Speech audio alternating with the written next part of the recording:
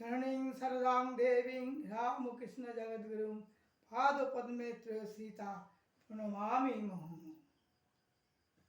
শাশ্বত ভারত কথার মধ্য দিয়ে চালিত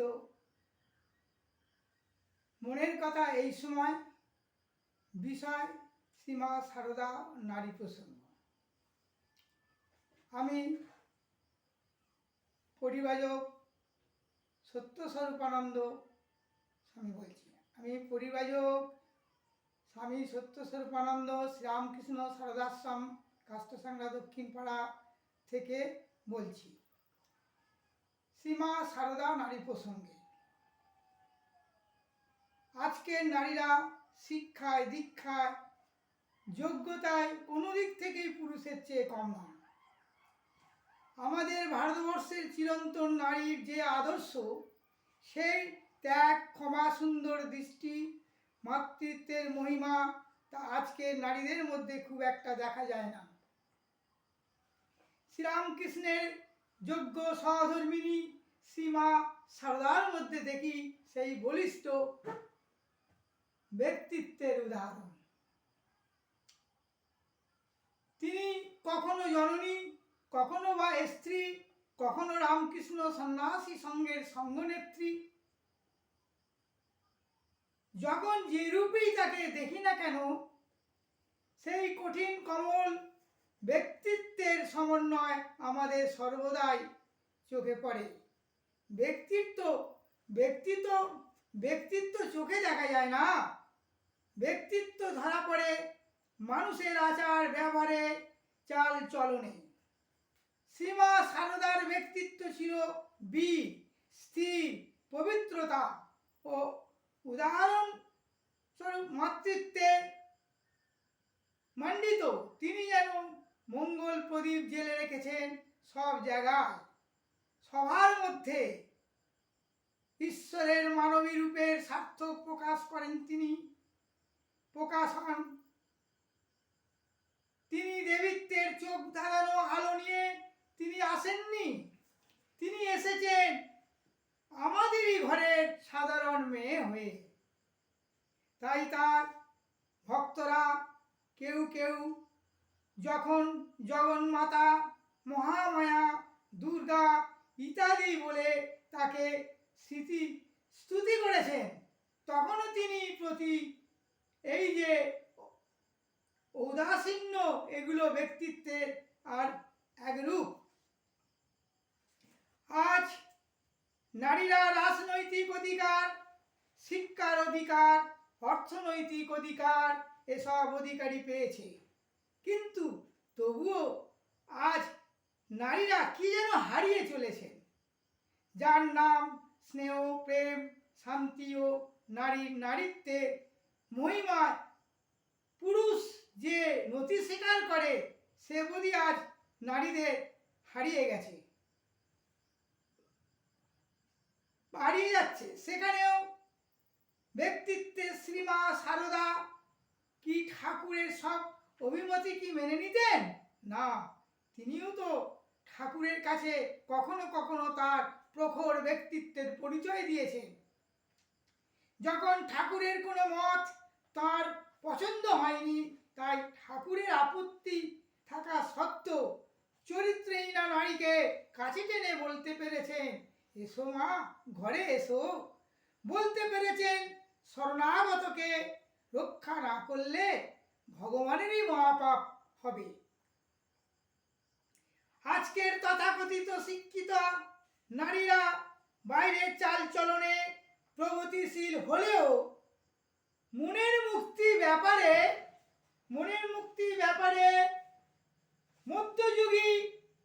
মধ্যযুগীয় নানা কুসংস্কারী আবদ্ধ রয়েছে।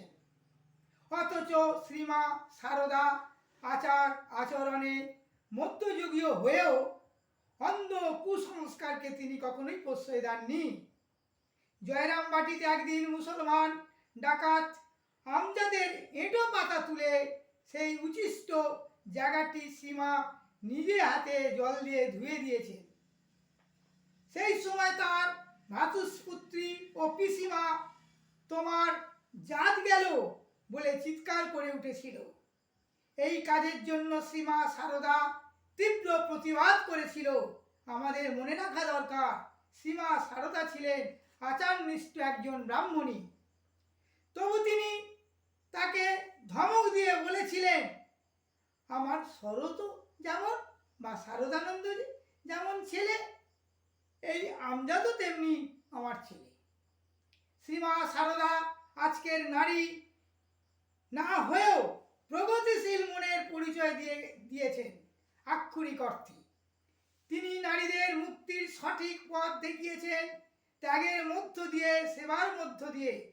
এই ত্যাগ ও সেবা তখনই আসবে যখন নারীরা কল্যাণ ধর্মে দীক্ষিত হবে, সংসারে আর পাঁচটা মানুষের সুখ দুঃখের শরিক হবে।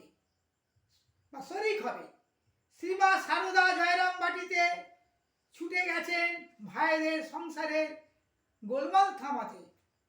আবার রাধুর মাও হয়েছেন, ললিনী দিদির সঙ্গে বসে রুটিও বেলেছেন।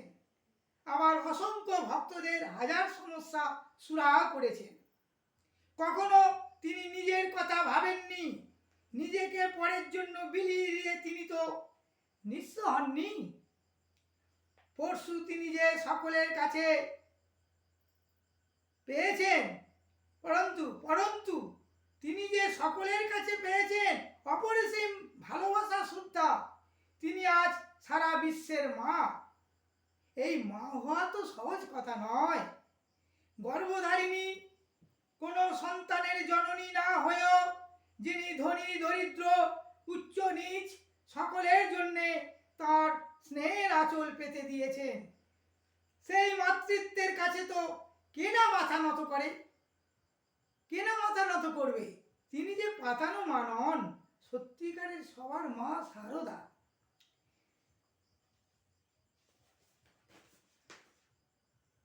মা কথাটি একটি ছোট্ট অক্ষর, একটা মাত্র অক্ষর, মা। অথচ এর গভীরতা, এর ব্যাপ্তি অসীম, যা মানুষের মনের গভীরে পৌঁছে মনকে আন্দোলিত করে দিয়ে যায়, জাগিয়ে দেয় প্রাণের পবিত্রতার সুপ্ত ভাবকে, উড়িয়ে দেয় অশান্তির কু বাতাসকে, আর সাজিয়ে দেয় মনকে শান্তির সুষমা দিয়ে। মা, এই সুধামাখা শব্দটি তা পার্থিব অতুলনীয়, যা শিশুর জন্মতি তার মুখে অব্যক্ত ভাবে ফুটে ওঠে এই সুধামাখা মা নামে। শিশুর এই মা, এই প্রসূতি বিশ্বময়ের ছায়া, তার অংশ রূপিণী। যেখানে সন্তান আছে মা নেই, সেটা অবাস্তব। আর মা আছেন সন্তান নেই, সেটাও একটা কষ্টকর কল্পনা ও অসবর।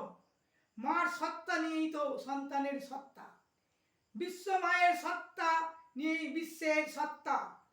বিশ্ব প্রসবিনী, যার স্নেহ সুধার প্রাণ পরিতৃপ্ত হয়, তিনিই মা। আমরা সাধারণত বুঝি মায়ের স্নেহ, করুণা, অহেতুকী ভালোবাসা, ক্ষমা, অদর্শিত মন, মমতা ভরা হৃদয়কে।